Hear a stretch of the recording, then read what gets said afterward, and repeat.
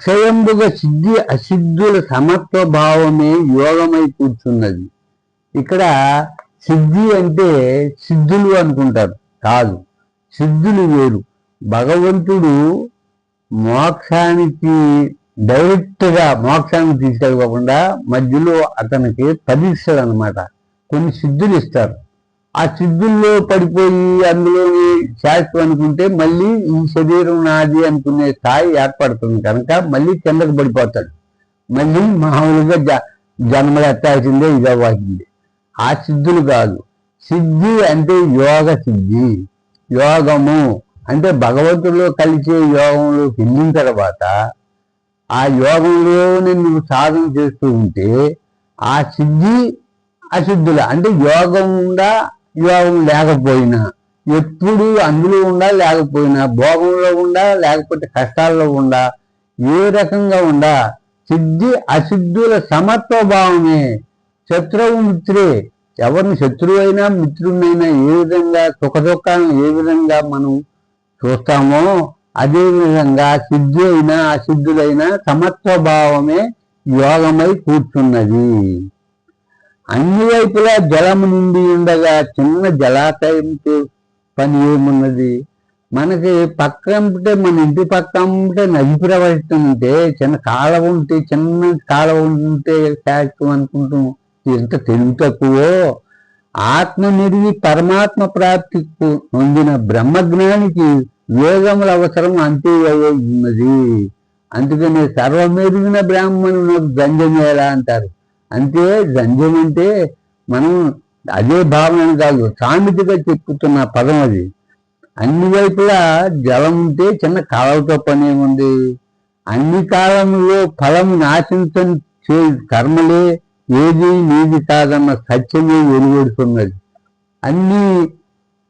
అన్ని కాలాల్లో అంతటా మనం ఏది నాది కాదు అనుకుని నచలటం, ఎప్పుడు ఎల్లవేళ భగవంతుడిని ధ్యానంలో పెట్టుకుంటాం. అది అయితే ఏమీ కోరని కర్మల కంటే మంచి కోరిన కర్మలు నిమ్న శ్రేణికి చెందిన వైనను. మీకు ఏమీ కోరకపోవడం ఉండదు. ఎందుకంటే కొన్ని కర్మలు, మంచి కర్మలు కోరుకుంటంలో అది మంచిదే. అది ఏమవుద్దంటే సకర్మ అవుద్ది. సకర్మ అంటే ఈ యొక్క సృష్టిలోనే ఉండటం జరుగుతుంది. కానీ ఫలములను నాశంపక చేయ కర్మే అది భగవంతుని లక్ష్యార్థం అవుద్ది. ఆది నుండి సమత్వ బుద్ధి గలవానికి పాప పుణ్యములు అంటావు. మొట్టమొదటి చిన్నప్పటి నుంచి ఆడికి సమత్వం, అందరిని సమానంగా చూసే మెంటాలిటీ ఆ విధంగా కర్మతో పుట్టాడనుకో, ఆడికి ఏమి అంటుకో. కానీ ఏది మంచో చెడు అనుకుంటూ పోతున్నవాడికి అంటుకుంటా ఉంటాయి. ఇది కర్మాచరణమునందు కౌశలము, ముక్తి మార్గము చూపుతున్నది. అనేక అనేక శబ్దములను వినుట వలన విచలితమైన బుద్ధి పరమాత్మ వైపు బుద్ధి పోకున్నది. మనం చిన్నప్పటి నుంచి విషయానందాలే ఎవరు నేర్పినా కూడా, కానీ భగవంతుని బ్రహ్మానందం పోమని ఏ తల్లి నేర్పి ఉండదు. కానీ సంస్కారాలు మాత్రం నేర్పుకుంటుంది తల్లి.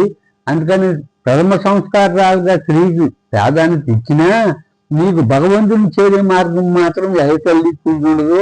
అందరూ విషయానందాలు నేర్పేవాళ్ళే. ఆత్మ ద్వారా ఆత్మయందు సంతుష్టుడైన వాడిని స్థితప్రజ్ఞుడు అంటారు. స్థితప్రజ్ఞుడు అంటే మీకు ఆత్మలోనే భగవంతునిలోనే ఉండేవాడిని స్థితప్రజ్ఞుడు అంటారు. అద్వైత తత్వం ఎరిగిన ముని మరణశీలుడు అందరూ. ముని అంటే ఏంటంటే మరణశీలుడు అంటే ఇంకా యుక్తి, మీకు యోగం కలిసినప్పటికీ అతను మననం చేసుకుంటూ ఉంటాడు. దాన్ని ముని అంటారు. ఋషి అనరు, ముని అంటారు. అదుపులో ఇంద్రియములను ఉంచవలనన్న మానవులకు సాధ్యం కాదు. మన ఇంద్రియాలని అదుపులో పెట్టుకోవాలని ఎంత మనం ప్రాక్టీస్ చేస్తామో అది అంత విరుద్ధంగా ప్రవహిస్తాయి ఈ ఇంద్రియాలు మనకి. అందుకని ఒక బంతిని గోడకేసి కొడితే ఏ విధమైన స్కూల్లో కొడితే అంత స్కూల్లో వెనక్కి ఎలా వస్తుందో, ఏ కోణంలో కొడితే ఆ కోణంలోని వెనక్కి ఎలా వస్తుందో, ఈ మనసుని అరికట్టాలనుకుంటే అంత విజృంభిస్తాయి. అయితే దానికి ఏం చెయ్యాలి అంటే భగవంతుడు వెనకాల పడాలి. అది ఒకటే ఇది. అది అది పరమాత్మ వల్లనే సాధ్యముగాన ఆ పరమాత్మను ఎన్నడూ ఏడకు. ఆ పరమాత్మ వల్లనే అవుతుంది. భగవంతుని వైపు మనం ఎప్పుడైతే వెళ్తున్నామో ఆటోమేటిక్గా మనకి ఏమి చేయలేవు. ఆ అజపము చేస్తున్నాము. భోగాసక్తుడిగా ఉన్నప్పటికీ నువ్వు భోగం చెయ్యి, నువ్వు అంటే ఏదన్నా మంచి రుచికర ఆహారాలు తీసుకుంటున్నప్పటికీ భోగవేలుడు అయినా ఏం చేస్తున్నా ఎప్పుడు నీ భావన ఎక్కడ ఉండాలి? భగవంతుడి వైపు ఉండాలి. మోక్షగానికి మైథున జీవితం ఎన్నడూ సరిపడదు అంటారు. మైథున జీవితం అంటే సంసార జీవితం. ఎందుకని అంటారంటే మైథున జీవితం నీకు వైరాగ్యం రావటానికి గృహస్థుల్లో ఆస్కారం ఉండదు, తక్కువ. ఆడు స్వయంగా పూర్వజన్మ సుకృతం వలన కర్మాచరణ వలన అతను గృహస్థంలోని జరిగి ఉంటే గొప్పదే. కానీ అక్కడ మనం గ్రహించాల్సింది ఏంటంటే నీకు వైరాగ్యం రావాలంటే సన్యాసం ఒకటి దానికి ఇది. అవనిలో ఎన్నడూ మోహితుని దాన్ని బ్రహ్మీ స్థితిలో ఉండినందరూ నీకు మోహస్థితిలో ఉన్నటువంటి వాడిని అదే దాన్ని బ్రహ్మీ స్థితి అని అంటారు. అవనిలో సన్యాసులకు జ్ఞానయోగమును, గృహస్థులకు కర్మయోగమును చెప్పబడి ఉన్నది. ఆ రెంటిలో ఏది ఒక ప్రయాణం చేసినా, ఏది సాధన చేసుకున్నా చేరేది ఒకటే, ఒక చోటకే. ఆసక్తి రైతుడవై యజ్ఞార్థమే కర్మలను ఆచరించిన జన్మరాహితుడు వగుడు. ఆసక్తి, కోరిక లేకుండా ఉండాలి.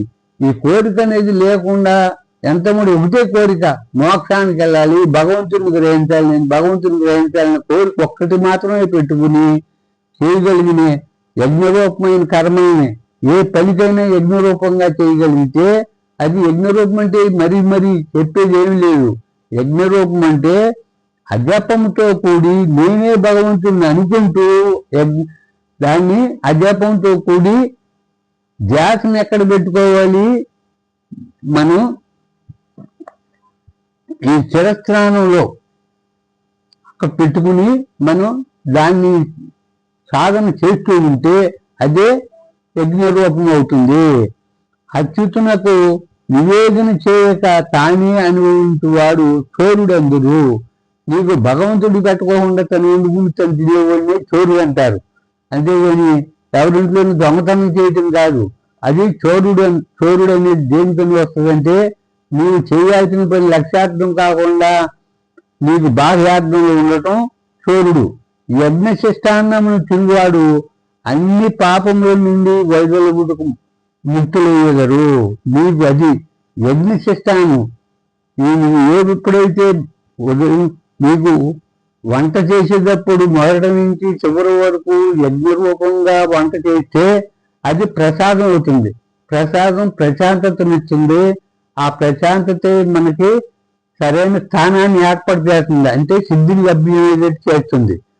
ఆహారము తమ శరీర పోషణ వండుకొని వారు పాపులు అయ్యారు. తన కోసమే తెలియదు పాపం వాళ్ళకి.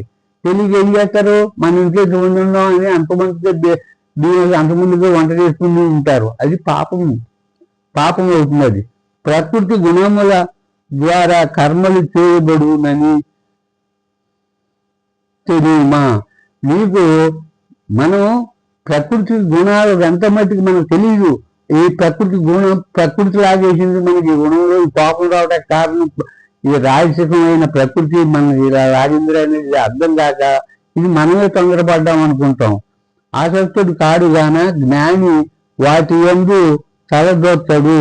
అందుకని మనము ఈ గుణాల్లో ఏ గుణంలో మనం ఉన్నాం?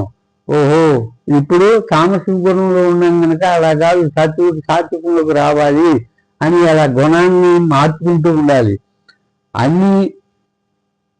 అన్నిటా ముఖ్యమైన జీవునకు విశ్వాస నిశ్వాసలే. మనకి అసలు జీవుడు ఉండేది ఎక్కడంటే ప్రాణం, గాలి పీల్చుకుంటాం వదలటం. ఈ గాలి పీల్చడం వదలటం అనేది లేకపోతే అది శివుడు పెరల్ని చవమవుతుంది. కనుక గాలి అసలు ముఖ్యమైనది ఏంటంటే గాలి. ఆ గాలికే మనం ఉదయం మనం గాలిని పీల్చేటప్పుడు విశ్వాస అంటాం, వదిలేటప్పుడు నిశ్వాస అంటాం. విశ్వాస నిశ్వాసలకే ఏం చేయాలి? ప్రణవాన్ని జోడించుకోవాలి.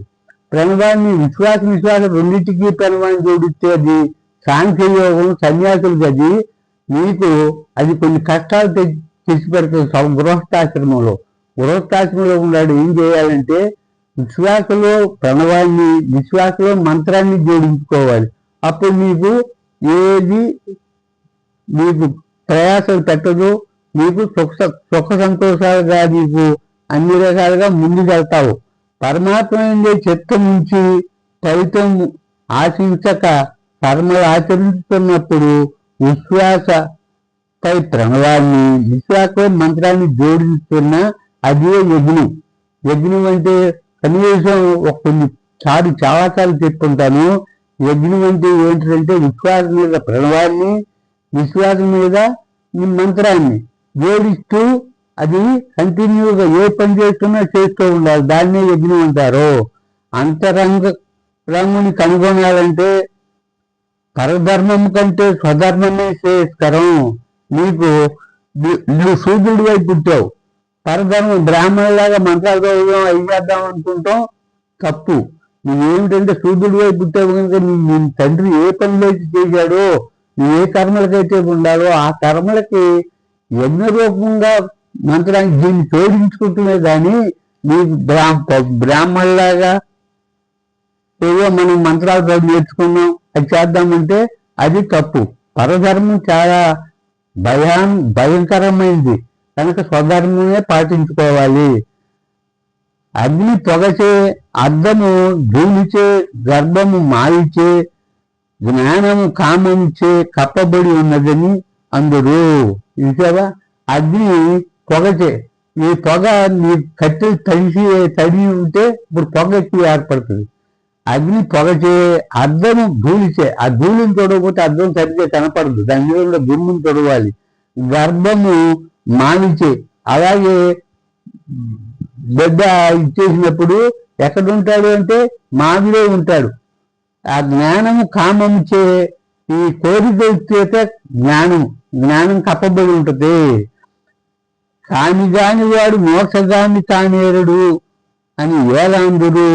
కామిగాని వాడు, కామి అంటే ఇక్కడ ఏంటంటే కోరిక, కామం అంటే కోరిక. కామిగాని వాడు మోక్షగామి కాలేడు, మోక్షానికి వెళ్ళలేడు అంటారు. ఏమిటి అంటే కామం అంటే కోరిక. ఆ కోరిక భగవంతుడి మీద ఒక్కరితో ఉండాలి. కోరిక ఉండాలి కానీ 10 కోరికలు ఉండకూడదు. రకరకాలైన కోరికలు ఉంటే మంచి సంచలమయ్యి గిరగిరా తిరుగుతూ ఉంటుంది, ఒకసారి నిలకడగా ఉండలేదు. కనుక కామిగాని వాడు, కోరిక లేని వాడు మోక్షగామి కాలేడు. అంటే భగవంతుని చేరాలనే కోరిక లేనివాడు భగవంతుని ఎలా చేరగలుగుతాడు? రాధా మాధవ కలయిక లేకున్నా ప్రకృతియే సున్నా. ప్రకృతి అసలు రాధామాధవ భగవంతుడు ప్రకృతి అనేది లేకపోతే అసలు ప్రకృతియే సున్నా. అర్ధనారీ తత్వమే అవనిలో మిన్న.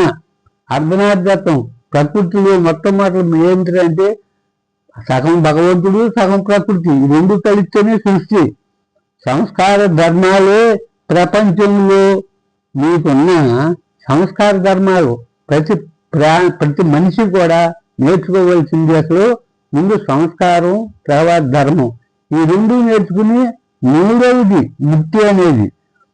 మానవ మనుగడ ధరణిలో మానవ మనుగడ ధరలో ఉంటే, ధరణి అంటే ఈ భూమి మీద మనుగడ అంటే ఎలాగూ మన జీవితం అన్నమాట. జీవితం ఎలా ఉండాలి అంటే జంగమం అంటేనే సంస్కారము ఎన్న.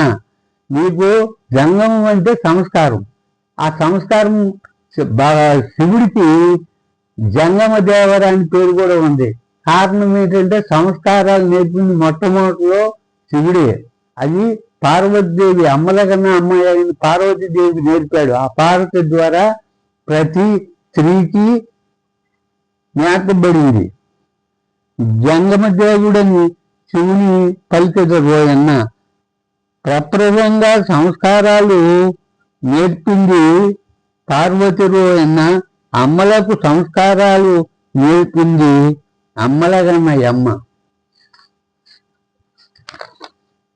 అది ఓం నమో నారాయణ. అందులోకే తల్లిని ప్రేమ సంస్కారాలు అంటారు. ధర్మాలు తెలిసింది మొదట మనువురో అన్న. మనుస్మృతి అంటారు దాన్ని. ధర్మాలు అని అంటారు, మనుస్మృతినే అదే ధర్మాలు. ధర్మాలు మొట్టమొదటిలో మనువు అనే ఆయన తెలియపరిచాడు. ధర్మాలు ఆచరించింది రాముడు అన్న. సంస్కార ధర్మాలు ధరణపై జీవించు వారికో అన్న. సంస్కారం ధర్మాలు ఎవరికిరా అంటే అది భూమి మీద జీవించే వాళ్ళకి. అంటే ఈ శరీరం జీవించలేకపోతే భగవంతుని చేర్చలేం కనుక దానికి కూడా ముందు ప్రాధాన్యత ఇవ్వాలి. ప్రకృతి అంటేనే శక్తి స్వరూపిణి. నిన్న ప్రకృతి అంటే శక్తి స్వరూపిణి. ప్రకృతి అంటే రాధాదేవి లేకపోతే పార్వతీదేవి అంటాం. ఆదిలో పరమాత్మకు ఆకారం లేదన్న. మొట్టమొదటిలో కృతయుగంలో భగవంతుడు ఒక ఆకారం అనేది లేదు. అది రాను రాను ఈ యొక్క దశావతారాలు వచ్చేటప్పటికల్లా ఆ ఆకారాలు ఏర్పడి అవి విగ్రహారాధన చేస్తూ ఉన్నాం మనం. పరమేశ్వరునకు పేర్లెన్నైనా ఈశ్వరుడు ఒకడే అన్న. భగవంతుడి పేర్లు అనేక పేర్లు ఉన్నాయి. మనం అదే సహస్రనామాలని అదేమి చెబుతూ ఉంటాం. అనేక రకాలైన పేర్లతో భగవంతుడిని పొగుడుతూ ఉంటాం. కానీ ఈశ్వరుడు ఒక్కడే, శివుడు ఒక్కడే. ఏకి ఈశ్వరుడు ఒకడేనని ఏకేశ్వరోపాసన చేయి వారికి భారం లేదన్న. ఈ బరువు ఇది చాలా ఈజీగా ఉంటుంది. అంతా భగవంతుడు ఒక్కడే కదా, ఒకే మార్గంలో నడుస్తూ ఉంటాడు. అది అని భేదాలు ఉంటే అతనికి బాధ కలుగుతుంది. ఇతనికి అందరూ ఉంటే కనుక భారం కలగదు. కృష్ణ స్వరూపుడు చైతన్యము అందరు. విష్ణు స్వరూపులు ఏమంటారంటే చైతన్యం అంటారు. అదే శివస్వరూపులు జంగం అంటారు. అదే దేవి స్వరూపుడేమో శక్తి అని అంటారు. కానీ ఏదన్నా అది చైతన్యమే. ఏ మతము ఏ పేర పిలిచినా తత్వం ఒకటే అన్న. ఏ మతం వాళ్ళు అదే అల్లా అంటారు, లేకపోతే అదే అల్లా మాలిక్ యేసు నానకు జో రాష్ట్ర మహావీర బుద్ధనామం అనరా. ఏ పేరునైనా ప్రేమతో అనరా, భక్తితో అనరా, భావనతో అనరా అంటాడు. అందుకనే మనకి ఏ మతమైనా ఏదైనా పిలిచిన తత్వం ఒకటే. తత్వం ఎదిగిన వాడే ప్రభు సన్నిధిని చేరేది. ఏమీ లేనివాడు ఎదురెదిరి పడతాడు. ఏమి లేకపోయినా ఆడికి అన్నీ తెలిసనుకుని, ఏదో కొంచెం తెలిసిన వాడు అన్ని తెలిసనుకునే భావంతో ఉంటాడు. కానీ అన్ని తెలిసిన వాడు ఓహో అని అది వీడు తప్పులో ఉన్నాడు లేదు తక్కువలో ఉన్నాడు అని సరిపెట్టుకుంటూ ఉంటాడు. అందరి హితము కోరేవాడే మితముగా ఉంటాడు. అణువులోనున్న పరమాత్మ అంబరం అంత అయి ఉంటాడు. చిన్న అణువులో ప్రతి అణువు అంటే మనకి గోచరించినటువంటిది. ఆ గోచరించినటువంటి దాంట్లో కూడా ఉన్న పరమాత్మ అంబరం అంత ఆకాశం అంత ఎత్తు పెరుగుంటాడు. ఎన్ని దారుల్లో పయనించినా అందరూ చేరేది అక్కడికే. మనం ఒకడు ఒక దారి నిర్ణయించుకుంటాడు. ఆ దారిలో ప్రయాణించే అందరూ చేరేది అక్కడికే. కానీ కోరికల వలనే సృష్టి ఏర్పడింది. ఈ సృష్టి అనేది ఎక్కడ ఏర్పడింది అంటే కోరికలు. ఒక్క కోరిక ఉంటేనే మోక్షం లభ్యమవుతుంది. మోక్షానికి భగవంతుడికి కలవాలనే కోరిక ఒకటి మాత్రం ఉంటేనే భగవంతుడిని చేరుతాం. అదే 10 రకాలుగా ఉంటే చేరేది ఉండదు. సృష్టిలో ఉండాలంటే చచ్చి పుట్టుకు ముందు పరమాత్మకు చేరాలంటే మోక్షం ఒకటి కోరు. స్థూల శరీరం కంటే ఇంద్రియములు మిన్న, ఇంద్రియముల కంటే మనసు మిన్న, మనసు కంటే బుద్ధి మిన్న, అన్నింటికంటే శ్రేష్టమైనది ఆత్మరోయన్న. శరీరములో భగవంతుడు ఉండి ఆడుకుంటున్నాడు. అది ఏమి అని తెలియపరుస్తున్నాడు. పంచభూతములచే నిర్మింపబడ్డ అది శరీరం అయి ఉన్నది. ప్రకృతి 3 గుణములతో కలిగి ఉన్నది. ఇవి అన్ని కూడా ఏమిటంటే మనకి జ్ఞానాన్ని నేర్పుతూ ఉంటాయి. ఈ ప్రకృతికి 3 గుణాలు ఉన్నాయి, దీనికి ఇవి అనేది ఇవన్నీ కూడా మనకి ఎవరు ప్రసంగం చేసినా కూడా ఇవే పదాలు ఆధ్యాత్మిక పదాలుగా పడుతూ ఉంటాయి కనుక మనకు అనుభవం అవుతుంది. వీటి ప్రభావమే శరీరంతో బడి చచ్చి పుట్టుతుంది. త్రిగుణాల యొక్క స్వభావం మన మీద పడి మళ్ళీ పుడతాం, చేస్తాం పుడతాం. మనసు అన్నది ఆత్మానాత్మ మధ్య జడమై ఉన్నది. మనసు అనేది కూడా జడమే. జడమంటే ప్రాణం లేనిదే. అయితే మన జీవాత్మ చేరబట్టి మనసు చంచలం కలుగుతుంది. ఎలాగంటే మనకి జీవుడు వచ్చి చేరిన తర్వాత ఈ శరీరం ఏం చేస్తుందంటే చైతన్య రహితమైన రథం ఇది. అయినప్పటికీ అది జీవుడు ఎప్పుడైతే చేరిందో ఇది తిరుగుతుందో, మాట్లాడుతుందో, అన్ని చేస్తుంది. అలాగే మనసు కూడా ఈ జీవుడు ఎప్పుడైతే చేరిందో అది విజృంభిస్తూ ఉంటుంది. మనకే చచ్చి పుట్టుటకు జన్మరాహిత్యం కొరకు అదే ఇది. మనసే మనకి ఒక విధంగా మంచి చేస్తుంది, ఒక విధంగా చెడు చేస్తుంది. చెడుగా పోయిన వాడు మళ్ళీ చచ్చి పుడుతూ ఉంటాడు, మంచి చేస్తే మళ్ళీ జన్మ ఉండదు. యజ్ఞరూప కర్మలు ఆచరించిన ప్రకృతికి తిరిగి రారు. మీకు ప్రకృతికి ఈ యజ్ఞరూపమైన కర్మలు చేస్తే ప్రకృతి రాదు, జన్మరాహిత్యం అన్నమాట. అంటే మోక్షం. అందుకే యద్భావం తద్భవతి అంటారు. నీ భావం ఎలా ఉంటే అది. భావములోన బాహ్యమునందును గోవింద గోవింద అని కొలువే మనసుకు చెబుతున్నాడు. ఈ మనసే మనకి మంచి చెడులోకి తీసుకెళ్ళినా, చెడుకు తీసుకెళ్ళినా. అందుకని మనసుకే చెప్తున్నాడు. ఎన్ని జన్మలు ఇచ్చిన తత్వరహస్యము ఎరుగనితో ముక్తి లభించదు. నువ్వు ఎన్ని జన్మలు మోక్షం లభ్యమవదు. ఏది తత్వ జ్ఞానం తెలిస్తేనే అప్పుడు మనం కర్మయందు అకర్మయందు కర్మము కల్పించు వాడే జ్ఞానిరా. నీకు ఏ పని చేయాలి, మనం ఒక కార్యం చేయాలి, అది అకర్మ అయి ఉంది. అదే ఇది అకర్మ కదా అనుకుని దాన్ని కర్మగా మార్చుకుని చేయగలగాలి. కర్మని ఒక్కోసారి కర్మ అకర్మగా మార్చేయాల్సి వస్తుంది. అందుకని ఇది కర్మ అకర్మ, ఏ కర్మ అనేది కర్మ బాగా నేడవడం ప్రతి మనిషికి కూడా అది అవసరమే, ఎంతైనా అవసరం. యజ్ఞార్థమే కర్మలను ఆచరించు అని కర్మలు అన్నీ విలీనమవును. ఏమంటే యజ్ఞార్థం ప్రతి పని కూడా యజ్ఞ రూపంగా చేయటమే అలవాటైపోయింది. ప్రతి పని యజ్ఞ రూపంగా చేస్తాడు. అయితే అన్నీ కూడా లీనమైపోతాయి. కర్మవశం ఒక ఇంచుక, దైవ కృతం ఒక ఇంచుక, మనసు వికారం ఒక ఇంచుక మానవ ప్రాణులకు. మీకు ఈ ప్రకృతిలో కర్మ మనం పూర్వజన్మలో చేసుకునే కర్మను బట్టి కర్మ వశం ఒక ఇంచుక అది. తర్వాత రెండోది దైవకృతం. మన మీద దైవకృతం ఎంతవరకు ఉంటుందో అది పనిచేస్తుంది. అలా పనిచేస్తూ ఉండా మనసు కానీ వికారంగా ఉంటే దైవం చేసే కృప కూడా మనకు ఉపయోగపడదు.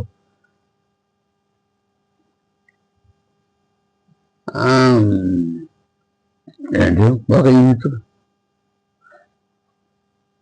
కొందరు యోగులు దైవ పూజ రూపం యజ్ఞం చేదురు.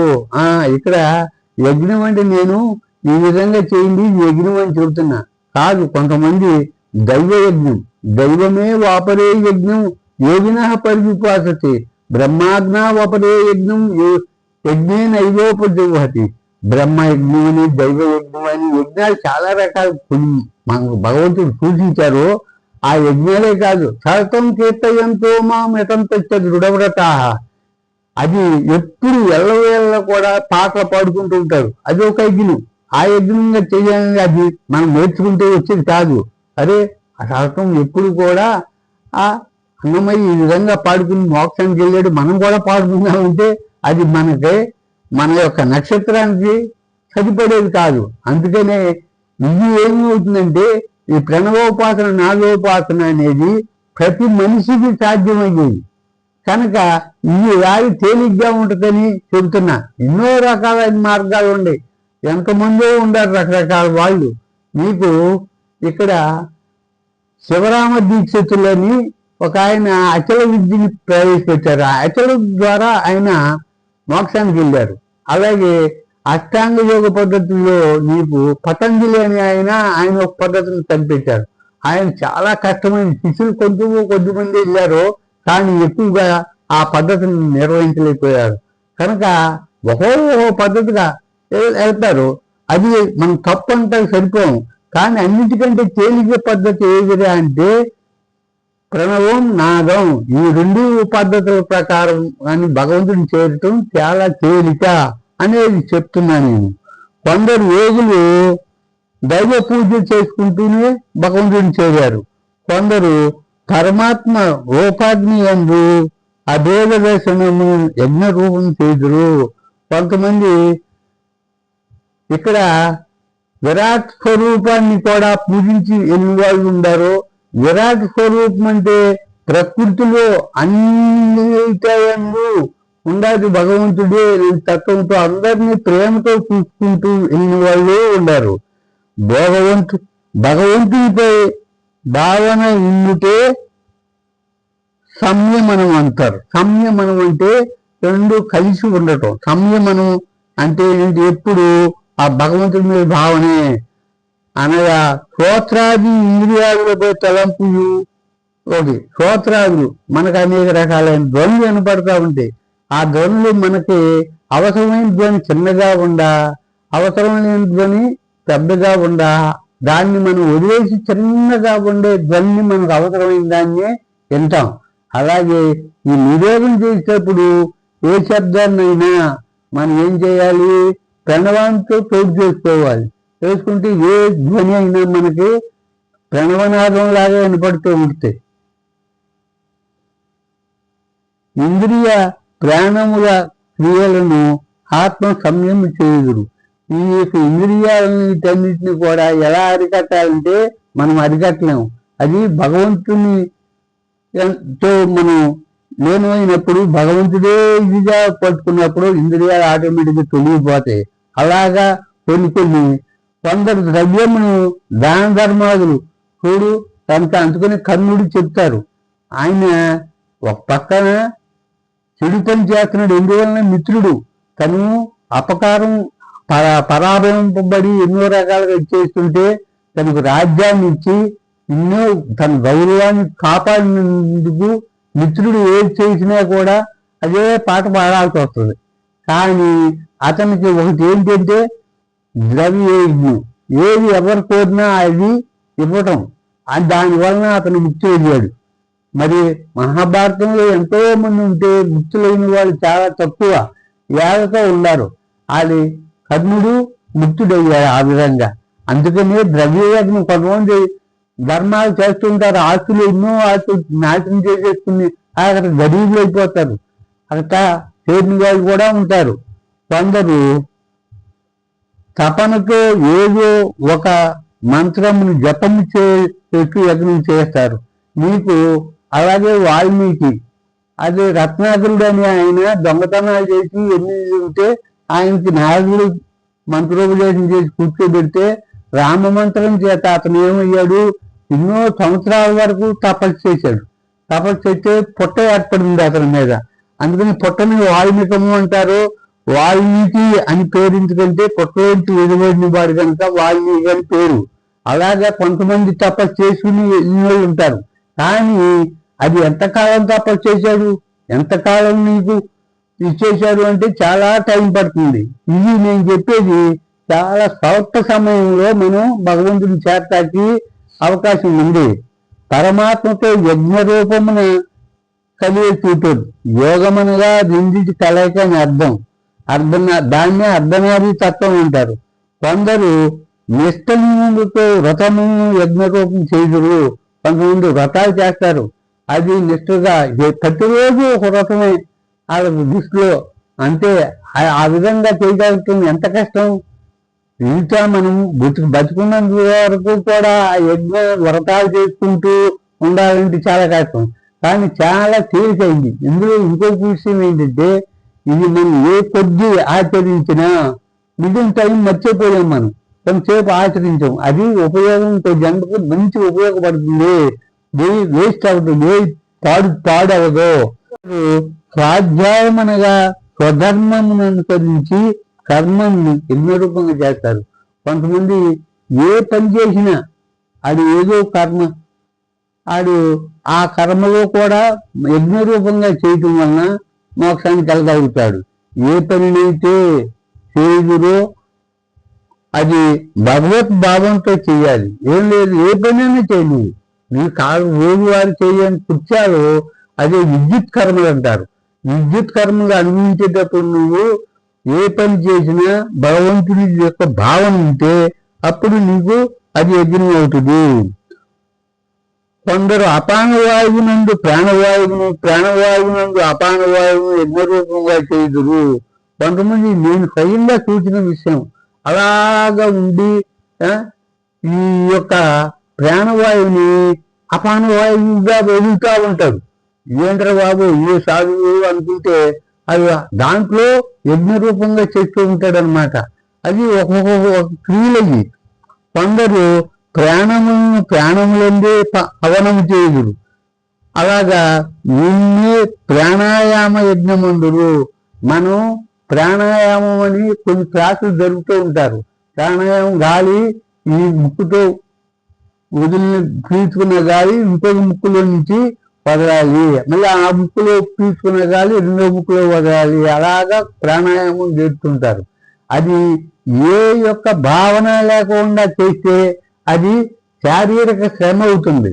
అదే నీ ప్రాణాయామం చేసేటప్పుడు భగవంతుడి మీద భావంతో చేస్తే, అంటే ప్రణవాన్ని జోడిస్తే అదేమవుతుంది, నీకు యజ్ఞం అవుతుంది. భావన ప్రణవంతో కలిపి భగవంతుని తలుస్తుంది. జ్ఞానమును అగ్ని యజ్ఞరూపంగా చేసిన కర్మలన్నింటినీ భస్మమనట్టు. ఇట్లు ఎల్లబేళ్ళ చేసిన ఆత్మదర్శనము కాగలదు. ఇది అన్ని కర్మలు యజ్ఞరూపంగా చేయుటే సాధన ఉందరు. ఏ కర్మ చెయ్యి, ఏ పని అయినా చెయ్యి, దాన్ని యజ్ఞరూపంగా చేయాలి.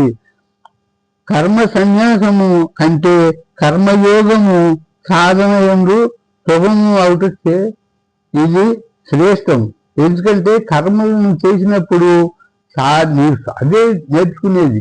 నీవు సన్యాసి అవ్వాలని తాపత్రయపట్టం కాదు. నీవు గృహస్థాశ్రమంలోనే ఇది నేర్చుకోగలిగి ఉండాలి. నేర్చుకోగలిగి ఉంటే అప్పుడు నువ్వు సన్యాసాశ్రమంలో ఉపయోగపడుతుంది. లేకపోతే సన్యాసాశ్రమంలో ఈ కౌతులం రాదు. నీకు ఎవరిని ద్వేషం పని, దేనిని కాంక్షం పని, కర్మయోగిని ఇచ్చి సన్యాసి అంటారు. సన్యాసం అంటేనే యోగం, సన్యాసం అనేది ఏం లేదు. అందుకని ఇక్కడ మనం ప్రతిదీ కూడా ఎక్కడ ఏమి ఉన్నాయి అనేది గ్రహించడం కంటే, ఇక్కడ కామం క్రోధం లోభం మోహం త్యక్వాత్మానం పశ్యతి సోహం. కామం కర్మం ఇవన్నీ కూడా మనకు నశించాలంటే ఏంటి, ఆత్మతో సోహం అని నీ ప్రతిదీ కూడా దీన్ని చూపిస్తుంది. నువ్వు అదే నేనే అది అనే భావంతో నువ్వు చేసి ఉన్నట్టయితే నువ్వు భగవంతుడు అవుతావు. అది అలాగే సన్యాసి దీంట్లో కూడా ఏమంటాడు, ఓం భూహు సన్యస్తమయ, ఓం భువ సన్యస్తమయ, ఓం స్వహ సన్యస్తమయ, ఓం భూర్భు స్వహ సర్వం సన్యస్తమయ. అంతా భగవంతుడి సృష్టింపబడింది. సన్యాసం అంటే ఏం లేదు. సన్యాస్తమయ అంటే ఇదేంటో సన్యాసి అంటాడు, సర్వం సన్యాస్తమయ అంటాడు అనుకుంటున్నారు. కాదు, ఇక్కడ సర్వం సన్యాస్తమయ, అంతా భగవంతుడే. సన్యాసి అంటేనే యోగం, అంటే భగవంతుడు. సన్యాసి అంటేనే భగవంతుడు. అంటే ఇక్కడ సర్వం సన్యాస్తమయ అంటే అంతా భగవంతునిచే నిర్మితమై ఉన్నది, అంతా భగవంతుడే. నేనే భగవంతుని కాదు, అందరూ భగవంతులే అనే భావన ఎవరికైతే వస్తుందో అది ముక్తికి లభ్యమవుతుంది. విషయేంద్రియ భోగంలో నేను సుఖముగా భావించిన వాడు దుఃఖ హేతువులే. ఆత్మహేంద్రియ వాడు బ్రహ్మని ధ్యానం పొందును. నీకు ఎప్పుడు భగవద్భావనతో ఉండగలిగే వాడే భగవంతుడు అవుతాడు. హరి ఓం నమో నారాయణ.